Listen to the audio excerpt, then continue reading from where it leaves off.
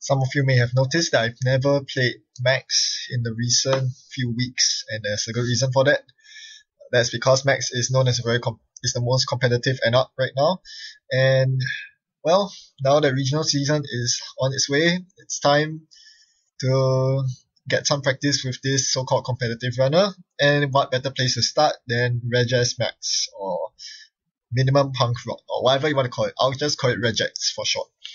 So this is basically more or less a deck stolen from the Steam Hack article with a couple of changes. Most notably, you see that there's a lot of one-offs in the event section, and even in the icebreaker section, instead of 2 Coronas, I'm running 1 Corona and 1 Morningstar.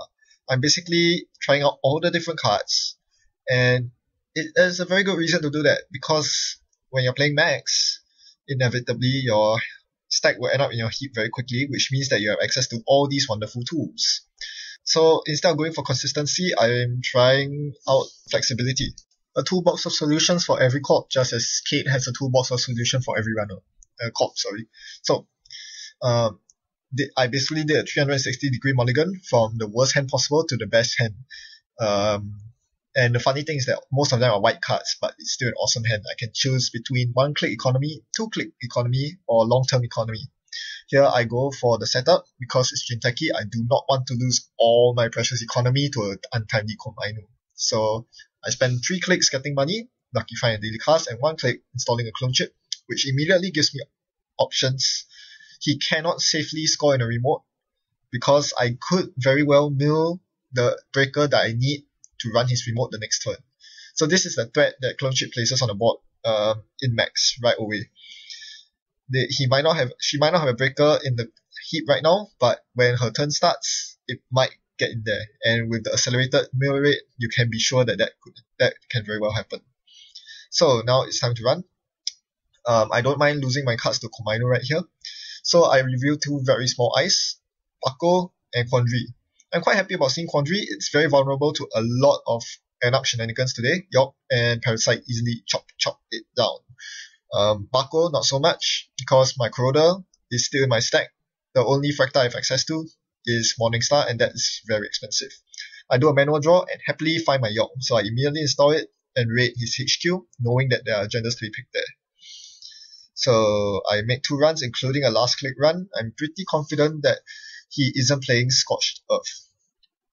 Looking at him playing blue and green level clearances, I'm more or less certain that he did not splash for anything funny, and there's also shipment from Sansan.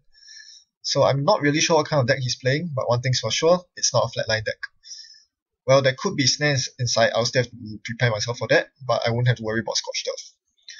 Alright, so I draw into my Levi, very good. This means that I can spend my same old things on more important stuff.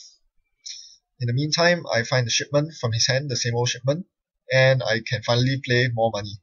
So yes, money really isn't an issue right now. Drawing all 3 of my daily cards, a Show Gamble, a KD Jones, and a Lucky Find, well, that's money settled for the rest of the game. And his eyes don't seem very taxing either. No Tsurugis, no Komainus. Nothing too big to befuddle me. But now, it's clear what he's trying to do. He's trying to rush out his big 3-pointer behind the Caprice Nisei, so I need to challenge it. I have my decoder, but it won't get through a Lotus Field. It would be really unfortunate if it really was a Lotus Field on the remote. Mimic. Against Jinteki, Mimic probably does the catch-all for all sentries. He probably isn't running Grim or Archer. And it's a paper wall. Of course, it's a barrier. So, no Corona. My only option is the Morningstar. That will cost me 8 credits. And 9 credits, sorry, to break the paper wall. Sadly, he reses the Caprice. So, here I decide that I have to place pressure on the remote. So, I do install the Morningstar. Well, it'll be good to raid R&D later with this Morningstar anyway. But this means that I instantly fail the Caprice side game because he can bid 2, I only have 1 credit. So, the logical thing to do here with 2 remaining clicks, click up for 1 credit, and do the side game. I bet 1, he bet 0, so I got kicked out, and he scores a big 3-pointer. That was very disappointing, but this is the prime example of why a second Corroder is better than replacing it with a Morningstar. That Morningstar cost me that agenda. Thankfully, it's not a 3-pointer. To my absolute relief, it was only a brain trust. Apparently, he was attempting to over-advance it this turn, but it looks like he doesn't want to anymore. He's just going to score it for the regular 2 points blank agenda. So I have my entire breaker suite out now, so he's in a lot of trouble. His HQ is completely porous, and as a result, I find 1 brain trust. This allows me to settle back a bit more, knowing that we are both on the same agenda count. But back to the remote run. As you saw, there was 1 strike for me for playing Morningstar instead of Corroder, but there's also 1 strike for him for playing Paper Wall instead of a more sturdy barrier. Just look at how much of a difference that made. I can now easily run his Caprice server click after click without having to pay any tax, which is huge.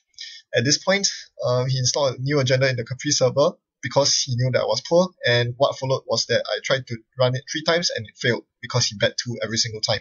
I couldn't afford to bet 2. The risk of me losing 2 credits on a side game is too much. So because of that, he scored the second agenda and is now at match point, which is pretty ridiculous.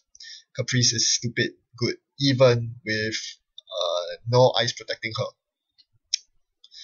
So here, instead of challenging the Caprice, knowing that my credit pool is not comparable to his, I go for R&D instead, trashing 1 Caprice, and then try to challenge it on my last click, and I finally am able to trash that dying Caprice.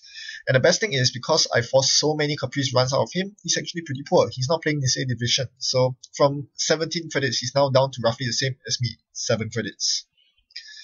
And very importantly, I denied him his so-called scoring server. No longer can he threaten a win just with a naked Caprice on the board. So here he resurrects his remote server, hopefully not with a paper wall this time. I did see a quandary off the top of his R&D, so I have to assume it's the quandary, which cost me 0 to get through. York is that good, still, even in today's meta. Now he does res the Caprice. That's a 3rd copy of Caprice in his deck. Well, what do you expect? How many Medtech? They have a slim deck. They get to see their cards very often. So it's time to play the side game once again. And of course I fail. He bids 2. And I try again. Knowing that he's very low on credits, he has to give up eventually by bidding 0. Nope, he bids 2 again. And with my last click, instead of going for the Caprice, I'm going to lock his R&D to ensure that even if I cannot contest the Caprice server due to my horrible side luck, at least he's not going to see his agendas because I have R&D locked. I would love to have a medium right here. It's in my heap. It's freshly milled, but no recursion. Yes, so he draws up. He actually chooses to draw over getting money. So, well, if that's the case, I'm just going to contest his Caprice server, knowing that he has no money to... Oh, sorry, he didn't draw up. He did click for 3 credits. So, yeah. I do destroy the Caprice, and with no credits left, I'm going to try to find the last agenda. No luck there. I'm not too worried about having no credits though, because I have a loaded KT and a daily cast ticking off. So he knows that I do have the credits to contest whatever he has in store for me. So here, this is when he starts drawing up instead of clicking for credits. He's quite poor, but he still chooses to take credits. I suppose there's a merit to that because he has lots of shipments from Sen to score his agenda, so he doesn't need money. All he needs is to find his agenda to break my R&D lock. So I do run his hand knowing that he has drawn lots of cards to find his final agenda for the win. Or I find a Junebug and a Medical Breakthrough, which ties up the score. Now, time to lock R&D. I see a guard.